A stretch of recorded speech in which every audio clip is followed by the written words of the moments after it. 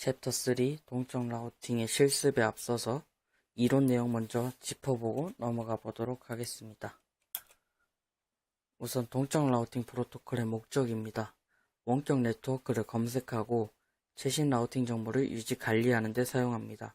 그리고 최상의 경로를 선택하고 현재의 경로가 더 이상 사용할 수 없게 되었을 때 새로운 최적의 경로를 탐색하는 기능을 합니다. 이러한 동적 라우팅 프로토콜의 주요 구성 요소로는 데이터 스트럭처, 라우팅 프로토콜 메시지, 알고리즘 등이 있습니다. 우선 데이터 스트럭처의 경우 작업을 위해 사용한 테이블이나 데이터베이스의 정보를 램에 보관합니다. 그리고 라우팅 프로토콜 메시지는 인접 라우터를 찾고 라우팅 정보를 교환하며 네트워크에 대한 정확한 정보를 학습하고 유지합니다. 그리고 알고리즘의 경우 라우팅 정보를 구성하고 경로를 최적으로 결정하는 데 도움을 줍니다. 그럼 이러한 동적 라우팅 프로토콜을 사용하는 곳은 대형 네트워크에 적합합니다. 동적 라우팅 프로토콜은 네트워크 관리자가 네트워크를 관리하는 데 큰 도움을 주는데 그 예로는 중복 경로를 제공하고 경로를 사용할 수 없게 되었을 경우에 대체 경로를 자동으로 구현해 주는 점입니다. 이러한 동적 라우팅 프로토콜의 장단점으로는 우선 동적 라우팅 프로토콜은 모든 유형의 네트워크에서 잘 작동합니다. 그리고 토폴로지가 변경되면 자동으로 라우팅 정보가 변경되어 확장성이 뛰어납니다. 링크가 실패하였을 경우 자동으로 더 나은 경로를 탐색하고 동적 라우팅 프로토콜의 구성은 다양하지만 대규모 네트워크에서 정적 라우팅보다 구성이 훨씬 간단합니다. 이에 반해 단점으로는 추가 명령어에 대한 지식이 꼭 필요합니다. 라우팅 프로토콜은 모든 인터페이스에서 라우팅 업데이트가 잘 전송하기 때문에 정적 라우팅보다 덜 안전합니다. 그리고 라우팅 알고리즘은 추가 CPU, 램, 링크 대역폭을 사용합니다. 그리고 패킷 간의 라우팅 경로가 다를 수 있습니다. 그러면 이런 동적 라우팅 프로토콜 중에서 대표적인 것이 RIP인데 RIP는 현재 네트워크에는 거의 사용되지 않습니다. 하지만 기본적인 네트워크 라우팅을 이해하는 데 유용하기 때문에 자주 활용합니다. 우선 라우터 립 명령어는 RIP 프로세서를 바로 실행하지는 않습니다. 대신에 RIP 라우팅 설정을 하고자 하는 라우터의 컨피규어 모드를 제공합니다.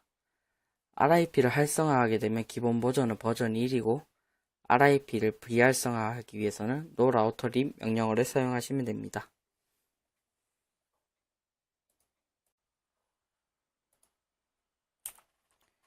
그럼 네트워크 강고에 대해서 알아보도록 하겠습니다. 네트워크 주소 명령어는 해당 네트워크에 속한 모든 인터페이스에서 RIP를 활성화시킵니다. 그리고 30초마다 RIP 라우팅 업데이트를 다른 라우터로 보내 네트워크를 알리게 됩니다.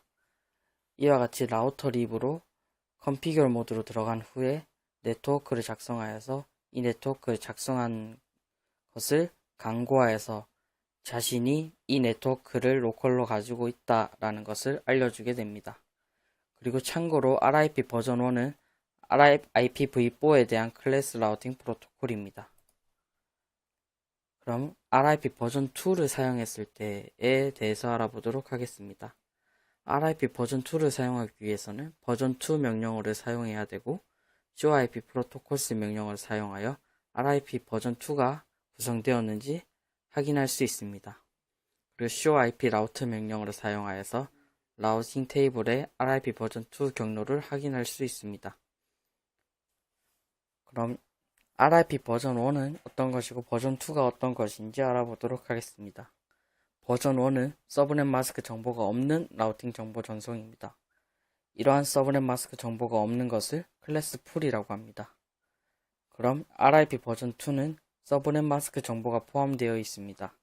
이를 클래스 리스라고 합니다. RIP 버전 2를 활성화한 이후에 RIP 프로세스에 대한 모든 업데이트에 서브넷 마스크가 포함되어 RIP 버전 2를 클래스 리스 라우팅 프로토콜로 만듭니다. 이 둘의 차이는 네트워크를 서브넷 하여 사용할 수 있고 없고의 차이입니다. 그럼 자동 축약 명령어입니다. RIP 버전 2는 주요 네트워크 경계에서 네트워크를 자동으로 축약합니다. 이러한 자동 축약을 비활성화하기 위해서는 No Auto Summary 명령어를 사용하여 자동 축약을 사용하지 않도록 설정할 수 있습니다. COIP 프로토콜 명령어를 사용하여 자동 축약의 기능이 중지되었는지를 확인할 수 있습니다. 다음으로는 수동 인터페이스 구성입니다. RIP 업데이트는 기본적으로 RIP 기능이 활성화된 모든 인터페이스로 전달됩니다. 다른 RIP 지원 라우터에 연결된 인터페이스에만 RIP 업데이트를 전송하면 됩니다.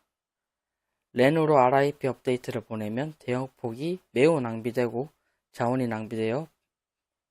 낭비되며 보안의 위험이 있습니다. 이러한 것을 대비하기 위해서 패시브 인터페이스 명령어를 사용하게 되면 해당 인터페이스로 RIP 업데이트를 보내는 것을 막을 수 있습니다.